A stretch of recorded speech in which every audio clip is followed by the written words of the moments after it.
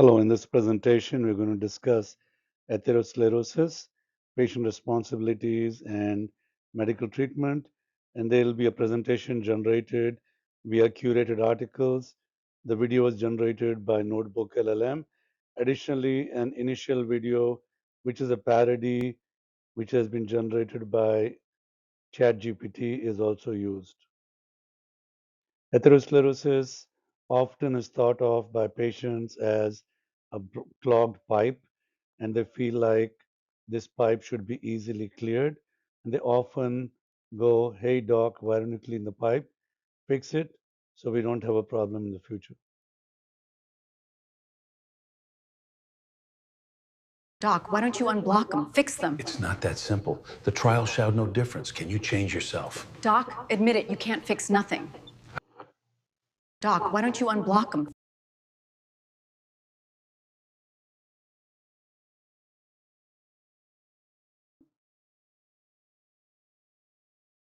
All right, let's talk about atherosclerosis. It's that slow, silent process that's behind most heart attacks and strokes.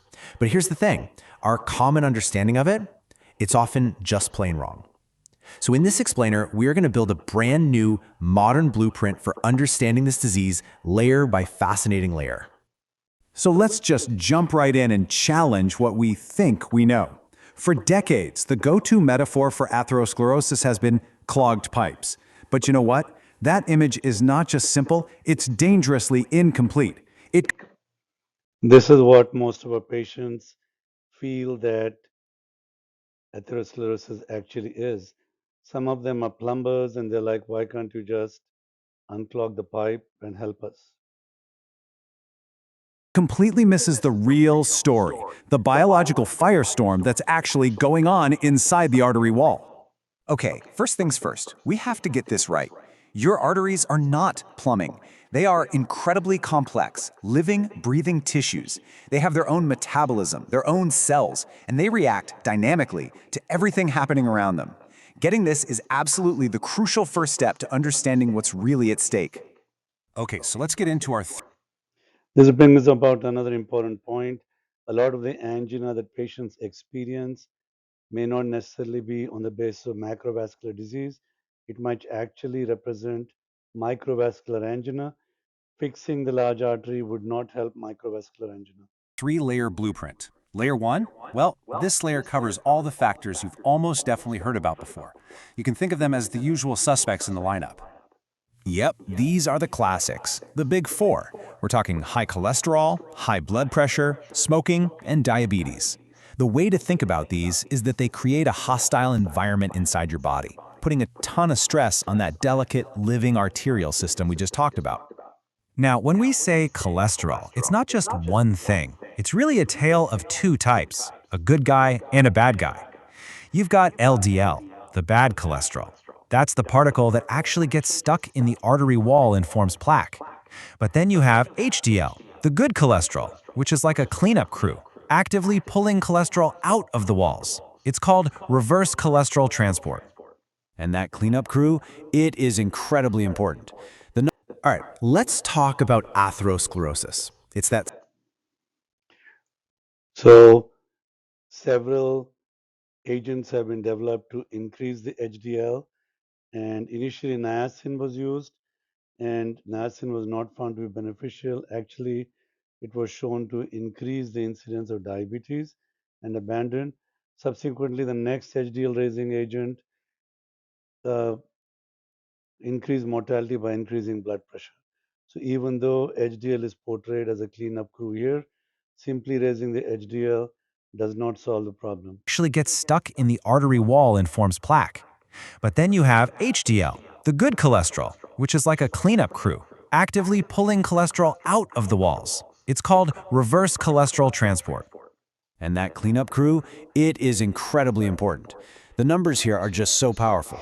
Big population studies show that for every single point you raise your HDL, your risk for a heart attack or stroke drops by 2 to 3%. Now, today we know that the function of your HDL is also key, but this just shows you the huge protective effect this system has. But look, those traditional factors, they're really just part of the story. So let's peel back that first layer and get to the real heart of the process. Think of the classic risk factors as the kindling. The real fire? Well, that's inflammation. This is it. This is the modern view that has completely revolutionized cardiology. It's not some passive buildup of gunk in a pipe. No, it's an active biological war driven by your own immune system.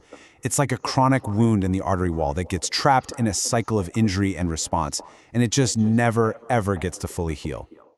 So where does a wound like that even start? It all begins right here with something called endothelial dysfunction. The endothelium is this incredibly delicate, single-cell thick lining of your arteries.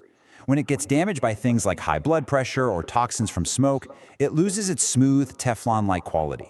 It becomes leaky and sticky, and it starts sending out distress signals that basically scream for your body's immune cells to come running. And that kicks off this whole chain reaction. First, immune cells rush to the damaged spot. Then, those LDL cholesterol particles sneak through the leaky wall and get trapped. Once they're inside, they oxidize. You can think of it like they go rancid. This triggers another type of immune cell, the macrophage, to come in and gobble them up. But as they do, these macrophages transform into what are called foam cells. And these fat-filled foam cells are the literal building blocks of plaque.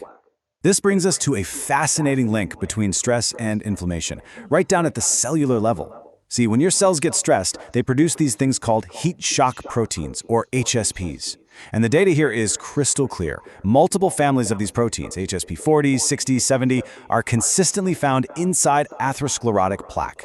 It's direct proof that this is, at its core, a disease of cellular stress. All right, now for our final layer, and this one might be the most surprising of all. We've covered the chemistry, we've covered the immunology, but now it's time to talk about pure physics. Seriously, think about this for a second. If you have high LDL cholesterol, it's everywhere, right? It's circulating through your entire body. So why do plaques almost always form in very specific places, like where an artery takes a sharp turn or where a smaller one branches off? Why isn't the whole system just coated evenly? The answer is hemodynamics, the physics of how your blood flows. In the long, straight parts of your arteries, blood moves in this smooth, orderly way called laminar flow. It's very gentle on the artery wall. But where arteries curve or branch, the flow becomes disturbed, chaotic, and messy. That's called turbulent flow, and it creates these high-stress hotspots on the artery wall. And this leads us to the perfect analogy. The exact same physical forces that cause silt to pile up on the inside of a river bend are at play inside your arteries. These high-stress, turbulent zones are precisely where that delicate endothelium is most likely to get damaged, which, you guessed it, kicks off that. Also, interestingly, the Mark II trial with exercise showed that higher intensity exercise was associated with more calcified plaques, perhaps having to do something with a similar mechanism. Whole inflammatory cascade we just talked about. The physics creates the vulnerability. So, now we can finally put it all together. We can combine these three layers, the chemical, the inflammatory, and the physical, to create a complete, modern blueprint of what's really driving atherosclerosis. So you see, your total risk isn't just one number on a lab report. It's a combination of three distinct pillars. You've got the chemical risk from your cholesterol, you've got the inflammatory risk from your immune system's activity, and you've got the physical risk, which is dictated by the unique geometry and flow patterns of your own arteries. And that right there, that is the fundamental takeaway. Atherosclerosis is not a simple plumbing problem. It is a complex, multifaceted disease that happens right at the messy intersection where your body's chemistry, your immune system, and the undeniable laws of physics all collide. Understanding this complexity really changes everything. It means the future of prevention isn't just going to be about lowering a single cholesterol number. It's going to involve targeting inflammation directly, and maybe even one day understanding a person's unique physical risk based on their specific anatomy. This opens up a whole new frontier for how we fight the world's #1 killer.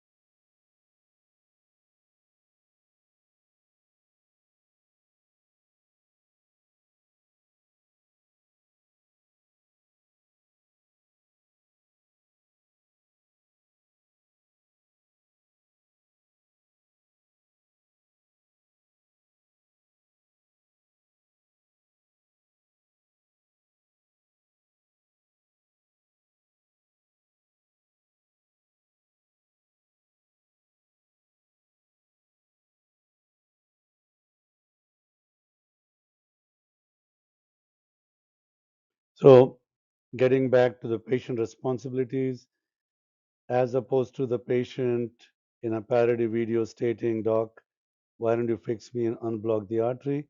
Patient responsibilities would include dietary with adherence to more of a Mediterranean lifestyle, strict smoking cessation. If you quit smoking, the risk approaches that of a non smoker in 2 years for cardiovascular issues. Compliance with medicines is very important, particularly if someone has stents or bypass surgery. If they discontinue the dual antiplatelet therapy, that could be a disaster. Moderate exercise is better than sedentary behavior, and